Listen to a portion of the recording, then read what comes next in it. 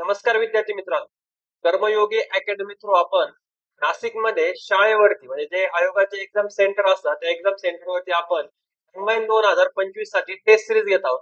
आणि या रविवारी 16 नोव्हेंबरला तुमची जी पहिली टेस्ट झाली होती बघा, त्या टेस्टची पण आज काय बघणार आहे बरं, उत्तर तालिका बघणार आहे. त्याच्यामध्ये इकॉनॉमीचे प्रश्न कसे होते, त्याच्यामध्ये पॉलिटीचे प्रश्न कसे होते आपण ते बघणार आहे. सोबतच अशा प्रकारे प्रश्न सेट केले की तुमच्या त्या टॉपिकचे काय होऊ शकते, पूर्ण रिव्हिजन होऊ शकते.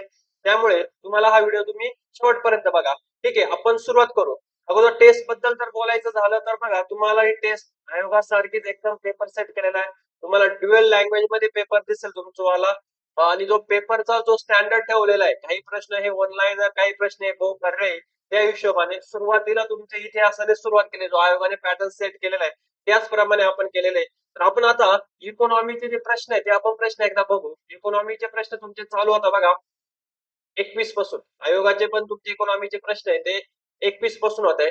तर बघू आपण. सुरुवातीलाच तुम्हाला प्रश्न विचारलाय, कन्सेप्च्युअल प्रश्न विचारलाय बघा. खालील पर्यायांचा योग्य विचार करून कोणत्या अर्थव्यवस्थेबद्दल बोललेले आहे, समाजवादी अर्थव्यवस्थेबद्दल बोललेले आहे, कोणते विधान काय बरं अयोग्य. ओके, तर इथे बघत चला, हीच प्रॅक्टिस तुम्हाला मॉक टेस्ट मध्ये करायची का योग्य अयोग्य. तुमच्या सिली मिस्टेक होत्या ते तुमच्या पेपरला होता कामा नाही. अर्थव्यवस्था विचारली तुम्हाला, समाजवादी अर्थव्यवस्था, तर थोडस तुम्हाला माहित पाहिजे बघा, अर्थव्यवस्थेचे किती प्रकार असतात. तर पहिली असते तुमची भांडवलशाही, त्याला आपण मार्केट इकॉनॉमी म्हणतो, किंवा तुम्हाला त्याला कॅपिटल इकॉनॉमी पण म्हणू शकता. बघा, भांडवलशाही अर्थव्यवस्था असते. दुसरी असते तुमची काय बरं, समाजवादी. आणि तिसरी जी असते तुमची काय बरं, मिश्र. ओके, तर हे तुम्हाला ऑलरेडी बेसिक नॉलेज तुम्हाला माहिती पाहिजे. तर जी भांडवलशाही अर्थव्यवस्था आहे तिचं उद्दिष्टच पूर्णपणे काय, नफा कमावणे असतं.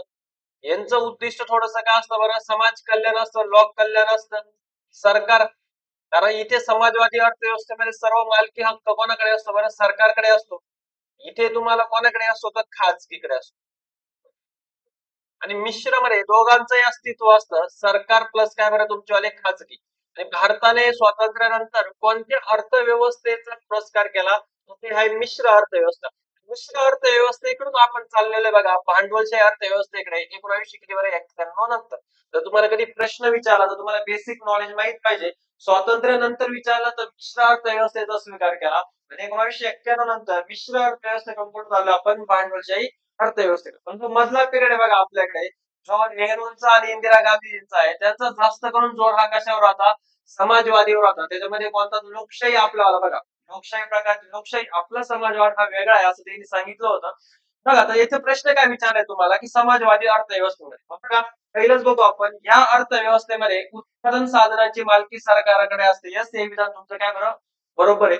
पुढे जाऊ. या अर्थव्यवस्थेचा उद्दिष्ट लोक कल्याण किंवा सामाजिक न्याय प्रस्थापित करणे असतो. Yes, okay. नफा हे उद्दिष्ट नाही, नफा उद्दिष्ट कोणाचं, भांडवलशाहीच.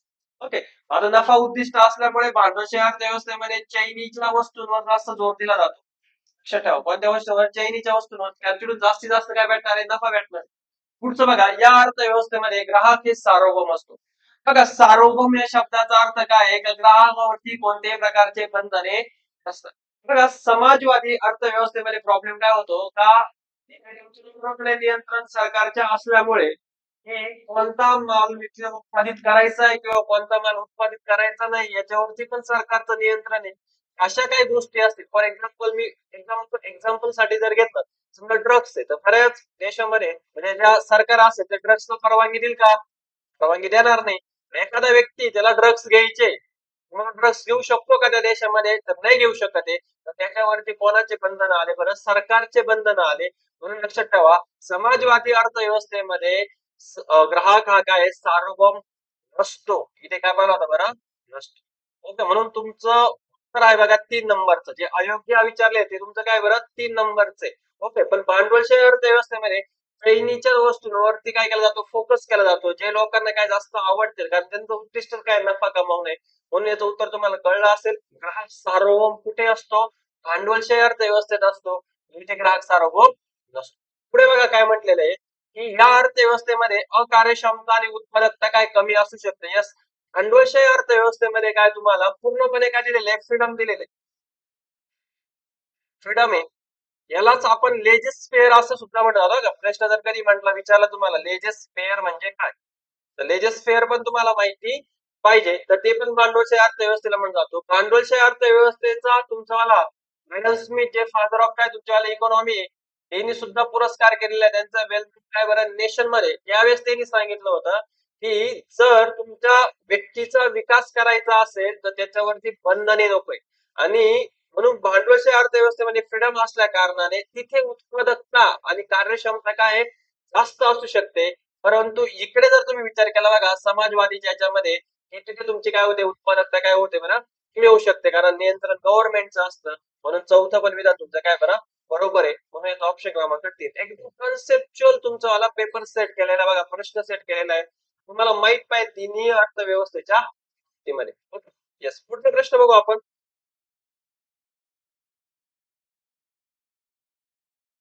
बघा पुढचा प्रश्न आहे तुमचा वाला मौद्रिक धोरणावरती आहे. येस, मॉनिटरी पॉलिसीवरती तुम्हाला प्रश्न विचारलाय. काय प्रश्न नीट लक्षात ठेवा. आपल्याला मौद्रिक धोरण, बँकिंग, नाणे बाजार, भांडवली बाजार याच्यावरती तुम्हाला प्रश्न आहे. हा राज्यसेवेचा पार्ट नाहीये, कंबाईनचा पार्ट आहे. म्हणून कंबाईनला तुम्हाला याच्यावरती प्रश्न विचारले जातात. बघा काय म्हटलंय का चलनवाढ रोखण्यासाठी बघा इन्फ्लेशन तुमचा वाढत चाललेलं आहे आणि म्हणजे ते थांबवायचंय तर आरबीआय कोणत्या मौद्रिक धोरणाचा वापर करेल. बघा चलनवाढ होते म्हणजे लोकांच्या हातामध्ये पैसा काय खूप काय बरं जास्त आहे. लक्षात ठेवा. दोनच गोष्टी आहेत चलन वाढवण्यासाठी. एक तर तुमच्या हातामध्ये लोकांकडे खूप पैसा आहे, एक तर तुमचा सप्लाय काय बरं कमी. ओके, आपण याच्या कंडिशन मध्ये असं गृहीत धरू लोकांकडे खूप काय बरं पैसा आहे. लोक जबरदस्त मार्केटमध्ये खरेदी करताय आणि त्या वस्तूंची डिमांड वाढत चालली आहे, म्हणून चलनवाढ होतच चालली. लक्षात ठेवा. तर आपल्याला काय करायचंय का लोकांवरनं पैसा आपल्याला काय करायचा कमी करायचा लोकांच्या हातातील. आरबीआय काय करेल बघा, आरबीआय काय करते खुल्या बाजारातील ओपन मार्केट ऑपरेशन व्यवहाराद्वारे शासकीय प्रतिभूतींची काय करेल बरं खरेदी करेल. याचा अर्थ काय होतो बघा, जर समजा खरेदी केली, समजा एक ग्राहक आहे समजा आणि याच्याकडे काहीतरी गव्हर्नमेंट बॉन्ड आहे, या गव्हर्नमेंट बॉन्डची आरबीआयने काय केली माहितीये का खरेदी केली. खरेदी केल्यानंतर आरबीआय त्यांना काय दिल बरं पैसा दिल त्या बॉन्डच्या बाबतीमध्ये, त्या प्रतिभूतीच्या बाबतीत. मग आता इथे ग्राहकाकडे पैसा कमी होतोय का वाढतोय रे, उलट वाढतोय. आणि आपल्याला चलनवाढ थांबवायची असेल तर हा पैसा काय करावा लागेल बरं कमी करावा लागेल. म्हणून बघा आरबीआय ते खरेदी न करता आरबीआयने ते काय करायला पाहिजे बरं विक्री करायला पाहिजे. म्हणजे काय होईल माहितीये का आरबीआयने जर शासकीय बॉन्ड्स किंवा शासकीय प्रतिभूती जे असतील त्याची जर विक्री केली तर हे ग्राहक काय करतील खरेदी करतील आणि ग्राहक कोणाला पैसे देतील तर आरबीआयला पैसे देतील.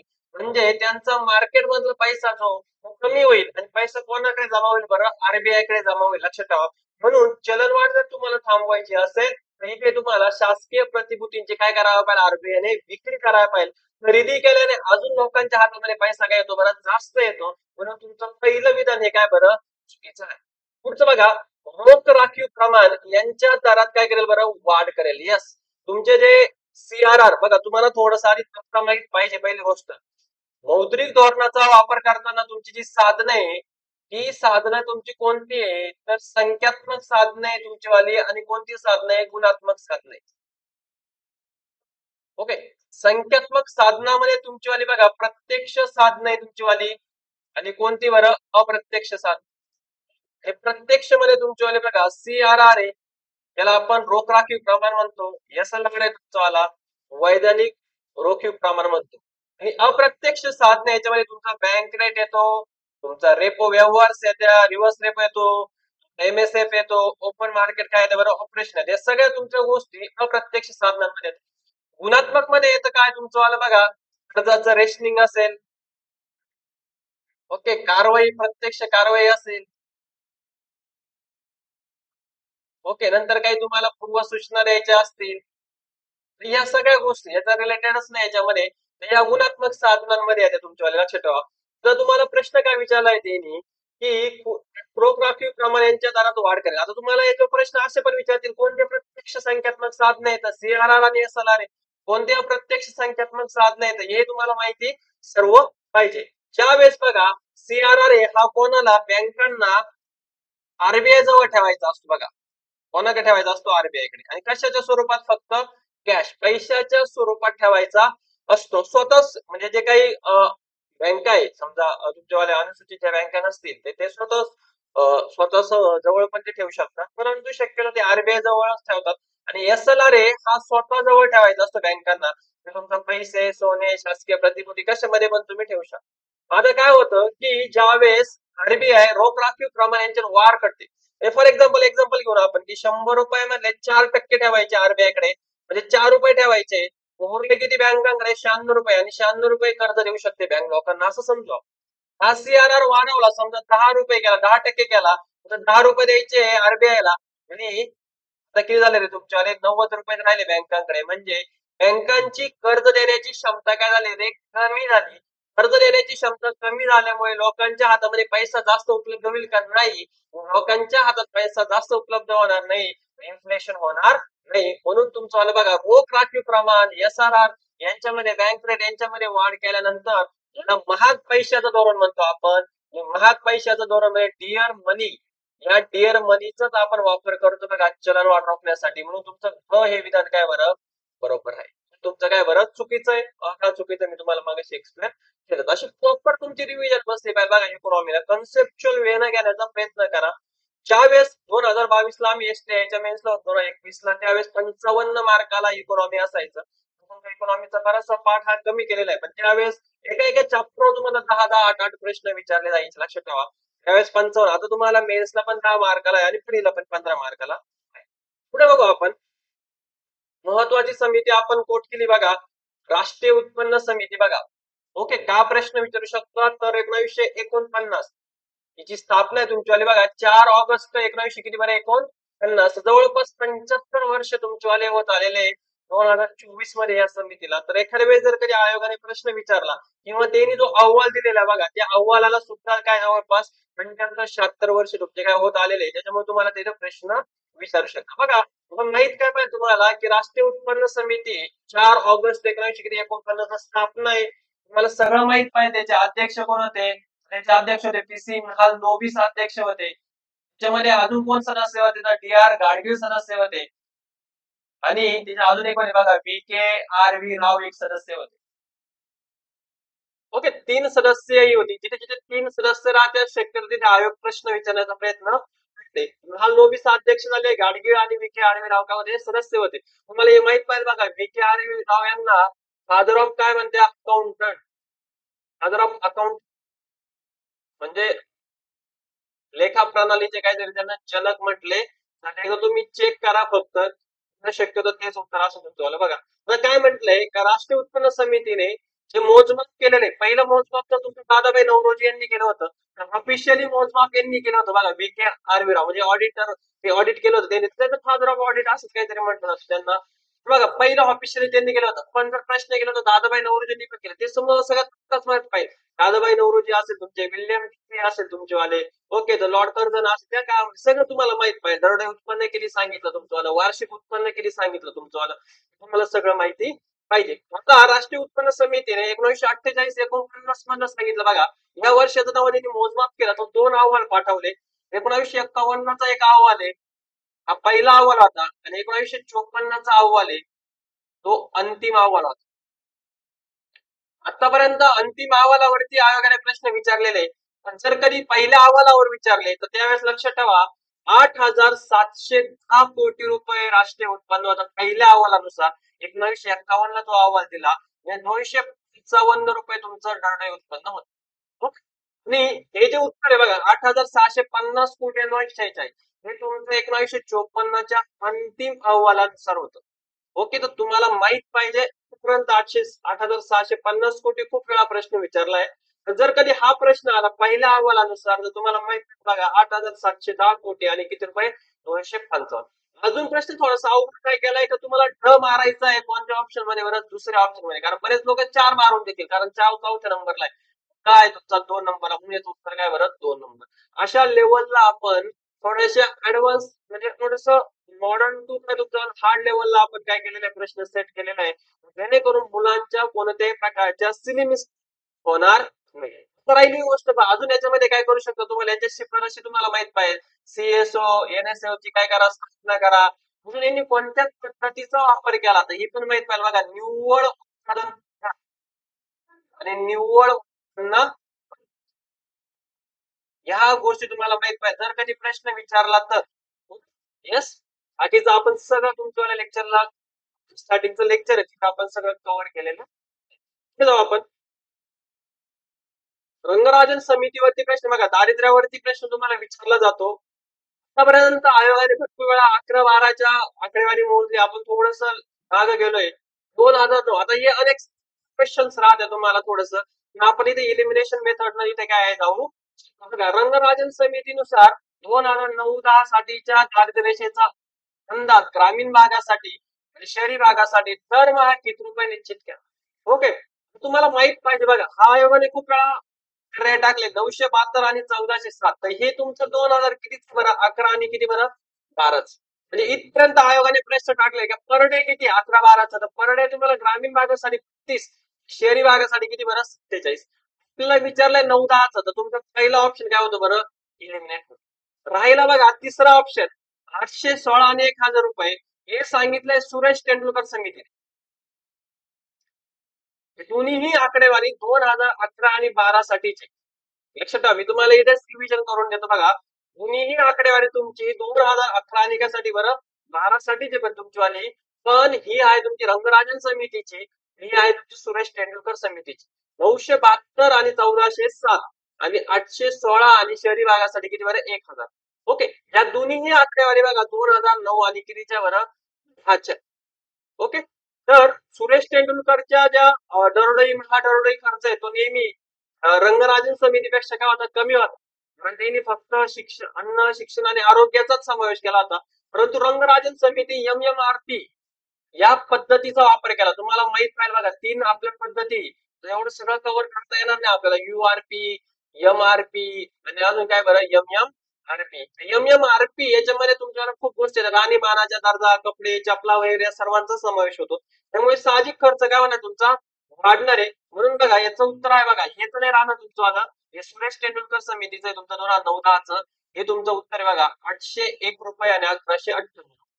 राहिली गोष्ट विचारलं तर जमला पाहिजे. तुम्हाला नाही विचारलं तर तुम्हाला या दोन आकडेवारीवर तुम्हाला विचारू शकता 2018ची. ओके, सुरेश तेंडुलकर नुसार किती होतं, तुमचं रंगराजन समितीनुसार किती होतं. रंगराजन समिती गेला तर तुम्हाला थोडस डिटेल मध्ये माहितच पाहिजे. 2012ची समिती तुम्हाला अहवाल करीत 2000 कितीचा करा 14चा अहवाल आहे. म्हणून तुम्हाला तिथे प्रश्न विचारले जाऊ शकतात. अजून काय दुसरं विचारलं जाऊ शकतं बघा, दारिद्र्य किती सांगितलं होतं. तर जिथे तुमचं आलं बघा 2011-12चं जर दारिद्र्य घेतलं ना,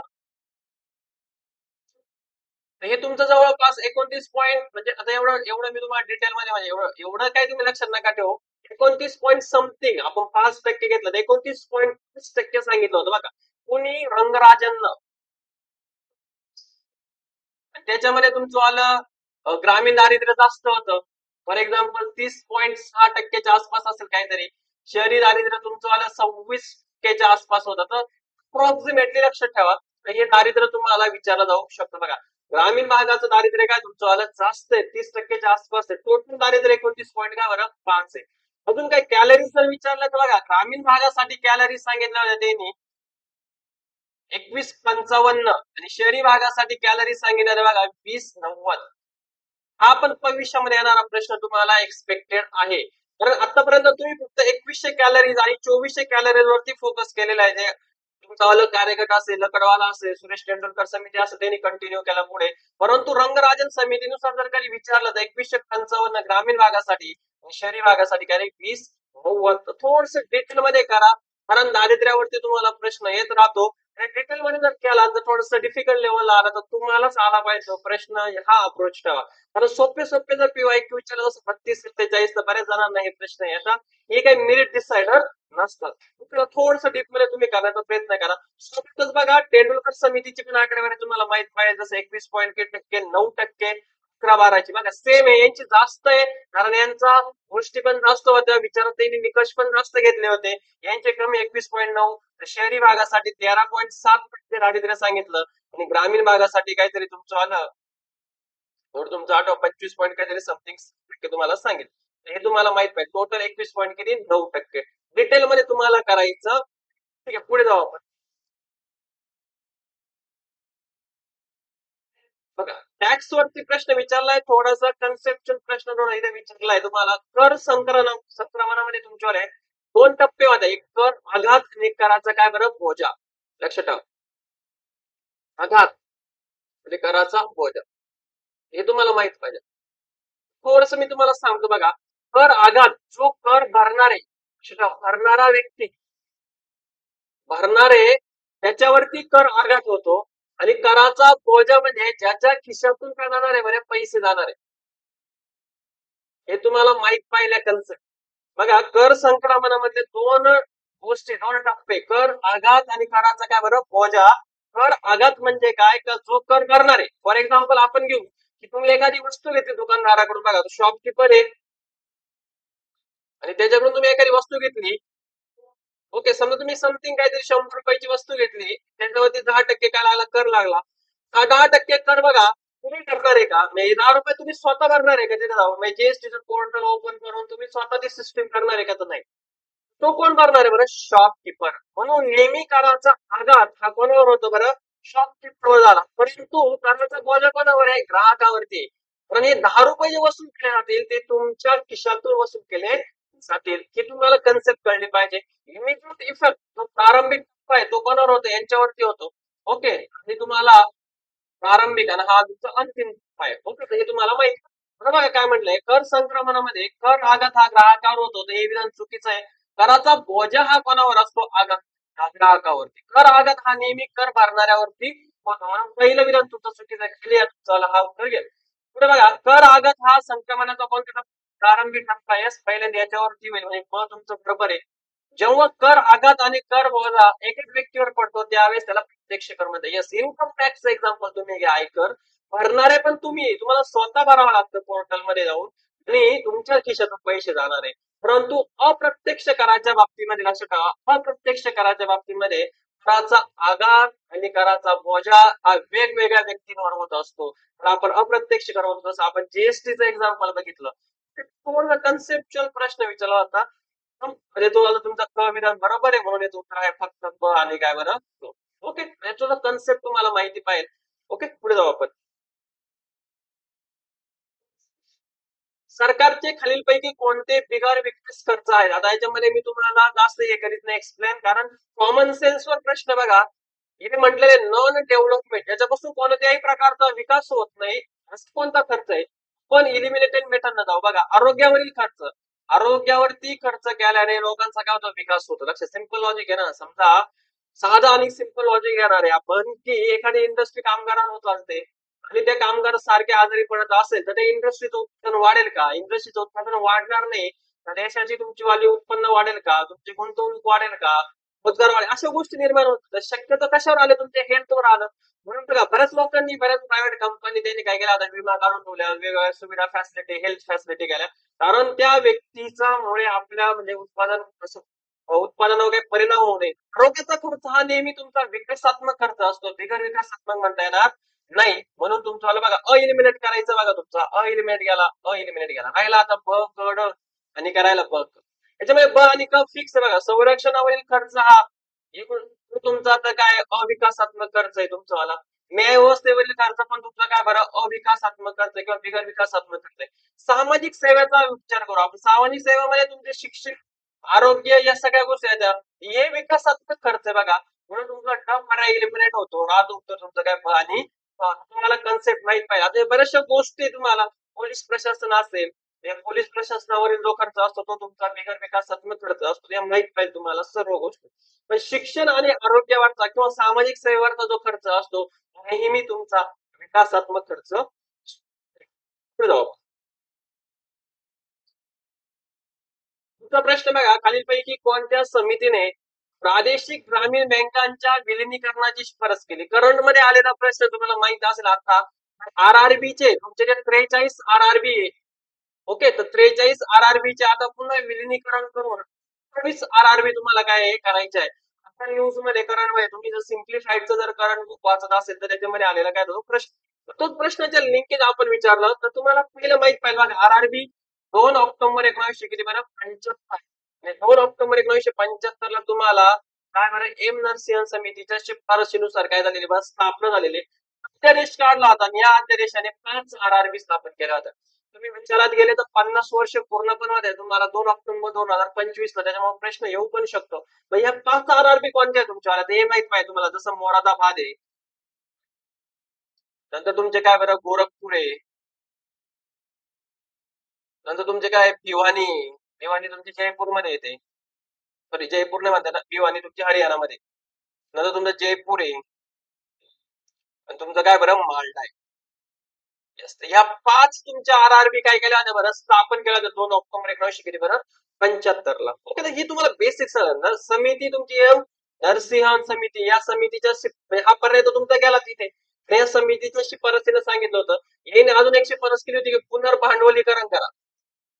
ओके, तर ते पण त्यांनी सांगितलं होतं. ओके, यस, तुम्हाला हे कळलं पाहिजे. आता पुढे जाऊन काय विचारू शकतो तुम्हाला, यांचा हे दिलेला बघा, तो तुमचं भांडवल आहे केंद्र, राज्य आणि काय बरं पुरस्कृत बँक आयोगाचा. तुम्ही जर PYQ जर बघत असाल तर त्याच्यामध्ये आहे बघा 50 आहे तुमचं, राज्याला 15 आहे आणि पुरस्कृत केलं किती बघा 35. तुम्हाला हे पण माहित पाहिजे यांच्या पुरस्कृत बँका कोणत्या आहे पुढे जाऊन हे खरंच बघा, कारण प्रश्न बघणार आहे. तुम्ही बघितलं की हे तुमचं भिवानी येतं, भिवानीसाठी PNB आहे, हरियाणा मधल्या तिथं पंजाब नॅशनल बँक आहे, गोरखपूर आहे, गोरखपूर साठी कोणती तुमची वाली SBI आहे, औरंगाबाद आहे तुमची सिंडिकेट काय बरं बँक आहे. हे तुम्हाला माहिती पाहिजे, पुरस्कृत बँक ऍटलीस्ट 5 यांच्या तरी माहित पाहिजे. आता या पहिल्यांदी काय सांगितलं का आता RRB नकोय, कोणतीही एक्स्ट्रा RRB नकोय. ती समितीची शिफारस केली तेव्हा Vijay Kelkar, no new RRB, no new, नवीन RRB नकोय आपल्याला, नवीन RRB स्थापन करायची नाही. 1987 ला विजय केळकर समितीने काय केली होती बरं शिफारस केली होती. उषा थोरात यांचा काही रिलेटेड नाही, कारण ते खाजगी बँकेच्या रिलेटेड तुमचा याचा काय संबंध एवढा येत नाही उषा थोरात समितीचा. राहिली मग तुमच्याकडे कोणती समिती बरं, AV सरदेसाई. AV सरदेसाई समितीने सांगितलं होतं का तुम्ही आता RRBचं काय करा बरं विलिनीकरण करा. अजून सोबत बघा, जर याला अजून एक समिती आली व्यास समिती, व्यास समितीने पण शिफारस केलेली बघा RRBचं काय करा बरं विलिनीकरण करा. तर एक प्रश्न तुमचा आला समितीवरती असतो, त्याच्यामुळे तुम्हाला व्यवस्थित प्रॉपर करायचे. ओके, तर एकदम भारी प्रश्न सेटअप केलेला आहे. प्रश्न स्वतः आम्ही सेटअप करतो, म्हणजे असं बाहेरून कोणाकडून आले नाही प्रश्न. तर इथले जेवढे पण तुमच्यावाले अजय सर असतील, आकाश सर असतील, मी असेल, बाकीचे पण इथं जो शिक्षक असतो तो व्यवस्थित आम्ही स्वतः पेपर इथे काय करतो सेटअप. ठीक आहे, बघा पुढचा प्रश्न बघू आपण. केंद्रीय अर्थसंकल्पाच्या रिलेटेड बघा 2025-26 नुसार एकतरी तुमचं बजेटवर प्रश्न असतो, एक दोन बजेट व्यवस्थित करायचं आहे.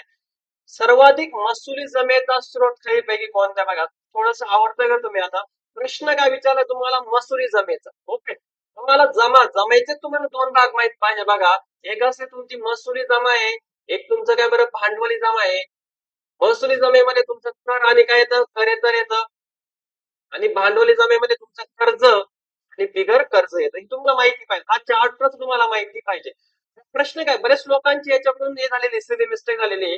एकूण जमा विचारली बाकी जर प्रश्न असता एकूण जमेचा स्रोत कोणता आहे त्याचं उत्तर असतं कर्ज आणि काय बरं इतर देणी किंवा येणीचे असेल, येणी असेल ते उत्तर असेल तुमचं आलं एकूण जमेचा भाग. पण प्रश्न आलेला बघा महसुली जमेचा भाग, जिथे महसुली आलं तर महसुलीमध्ये कर आणि करेतर गोष्टी आहेत, तुमचा हा ऑप्शन इलिमिनेट होतो.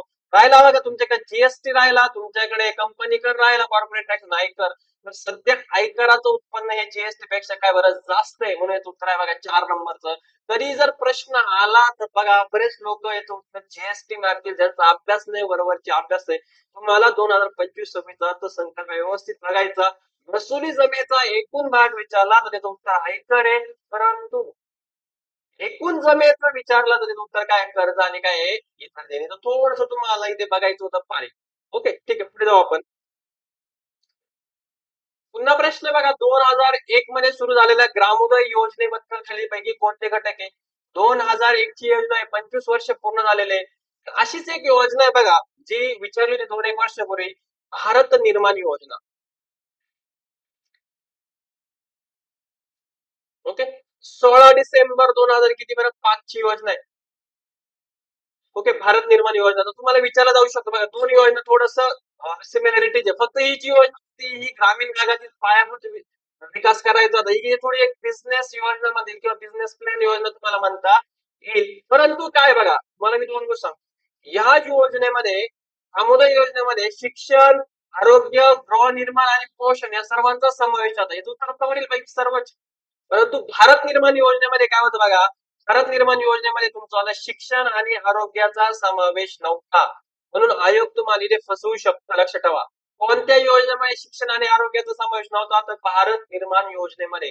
परंतु ग्रामोदय योजनेमध्ये तुमचा शिक्षण आणि आरोग्याचा काय होता, समावेश होता. मग याच्यामध्ये काय आहे, याच्यामध्ये तुमचं तेच येईल बघा, पेयजल येईल तुमचं, दूरसंचार येईल तुमचं आलं बघा, रस्ते येईल तुमचं आलं, विद्युतीकरण येईल तुमचं आलं, नंतर तुमचं काय येईल बरं, गृह निर्माण येईल. परंतु शिक्षण आणि आरोग्याचा समावेश नव्हता. तर भारत निर्माण योजना पण तुम्हाला बघून जायची आहे. 16 डिसेंबर 2005 ची, सोबतच ग्रामोदय योजना पण चालू आहे, तुम्हाला बघून जायची. ओके, येस, पुढे जाऊ आपण. खालीलपैकी कोणती आर्थिक मदत ही जागतिक व्यापार संघटनेच्या शेतीविषयक कराराच्या ग्रीन बॉक्स मध्ये येते बघा. तुम्हाला बॉक्स माहित पाहिजे आधी. ओके, तर एक एक अंबर बॉक्स आहे तुमचा वाला, एक तुमचा काय बरं ग्रीन बॉक्स आहे, एक तुमचा काय बरं ब्ल्यू बॉक्स आहे. ओके, हे तुम्हाला माहिती पाहिजे. आता अंबर बॉक्स काय करतो माहितीये का, अंबर बॉक्स तुमचं उत्पादन वाढीला काय टाकतो माहितीये का, मर्यादा. हे तुम्हाला कळलं पाहिजे. हरित बॉक्सच्या बाबतीत तसं नाही. मग तुम्हाला एवढी तरी कन्सेप्ट माहित असली ना तरी तुम्हाला उत्तर निघतं बघा. काय बघा, कृषी विषयक संशोधनासाठी आर्थिक सहाय्य, यस. उत्पादन मर्यादा राखण्यासाठी आर्थिक सहाय्य नाही, हे विधान हे तुमचं कशामध्ये यायला पाहिजे, हे अंबर बॉक्स मध्ये यायला पाहिजे. अन्न सुरक्षासाठी आर्थिक सहाय्य, शेतीतील रोग नियंत्रणासाठी काय बरं, आर्थिक सहाय्य. हे उत्पादन वाढी थोडस सहाय्य करतं, पण हे उत्पादन वाढीवर काय करतं बरं, मर्यादा करतं. जसं तुमच्यावाल्या एमएसपी असं मिनिमम सपोर्ट प्राइस वगैरे गोष्टी असते, ते तुमच्या अंबर बॉक्स मध्ये येते डायरेक्टली, किंवा अनुदाने असतील, सबसिडी असतील तुमच्यावाल्या. तुम्ही उत्पादन वाढवण्यासाठी काही सरकारी कार्यालयावर अनुदान देते. भारतावरती बऱ्याच वेळा याच्यावरती खटला पण चालू केला आहे. अमेरिकेने वर्ल्ड ट्रेड ऑर्गनायझेशन मध्ये खटला राहतो की भारत काय देतो बरं, अनुदान देतो. हे तुम्हाला अंबर बॉक्स मध्ये काय, तर ग्रीन बॉक्स मध्ये काय, तुम्हाला वरचीवर तरी माहिती पाहिजे. ठीक आहे, पुढचा प्रश्न बघू आपण. लोकसंख्या संक्रमणाच्या सिद्धांतानुसार तिसऱ्या अवस्थेमध्ये खालीपैकी कोणते बदल आढळतात.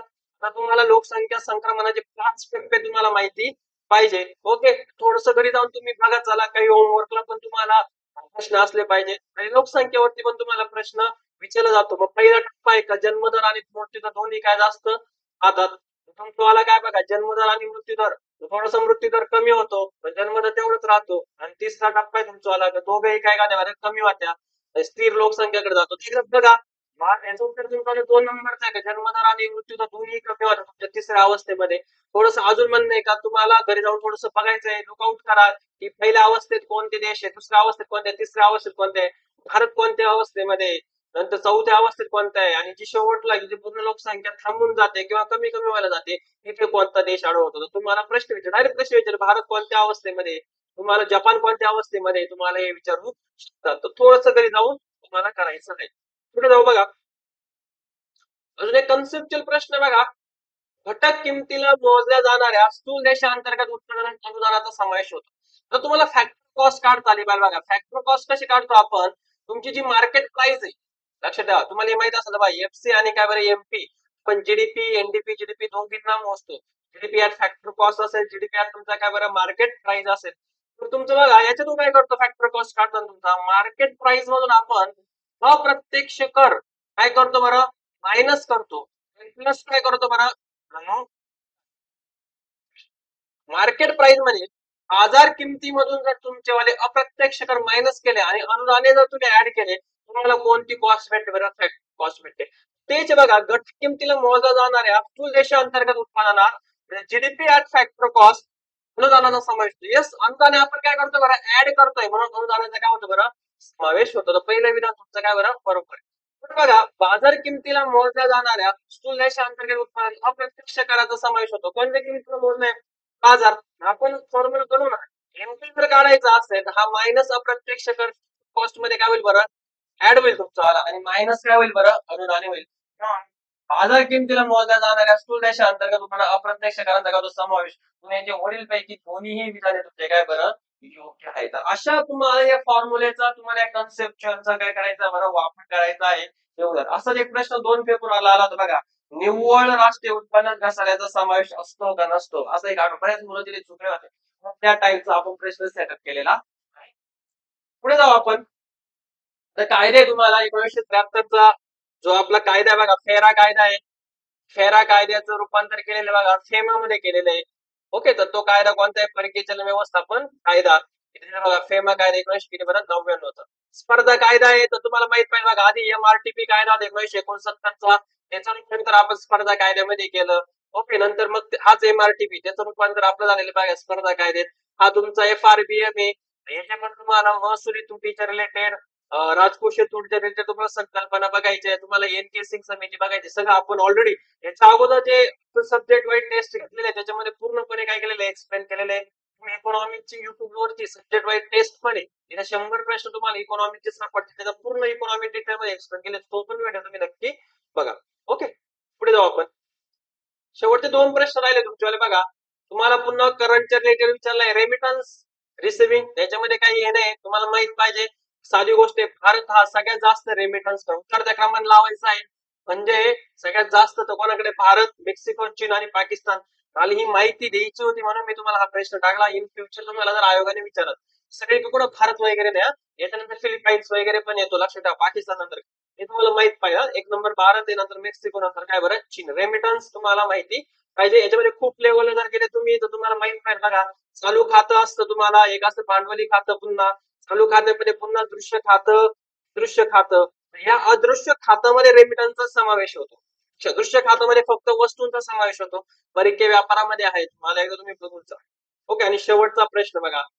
आतापर्यंत एक लास्ट प्रश्न आपला आला पर्यंत बघा, बऱ्याच वेळास तुम्हाला केंद्रीय वित्त आयोग विचारले 280 कलमानुसार, परंतु कधी तुम्हाला राज्य वित्त आयोग विचारला तर तुम्हाला माहिती पाहिजे तुमचा राज्य वित्त आयोग आहे 73व्या घटना दुरुस्तीनुसार गेले, तुमचा 243 काय बरं आहे, हे आहे तुम्हाला, आहे म्हणजे इन्कम फायनान्स रिलेटेड. ओके, 74व्या घटना दुरुस्तीने कोणता कलम येतो तुम्ही मला कमेंट बॉक्स मध्ये सांगा. 243 कोणता येतो 74व्या घटना दुरुस्तीनं? राज्य वित्त आयोगाची स्थापना सांगा तुम्ही मला महाराष्ट्र कमेंट बॉक्स मध्ये.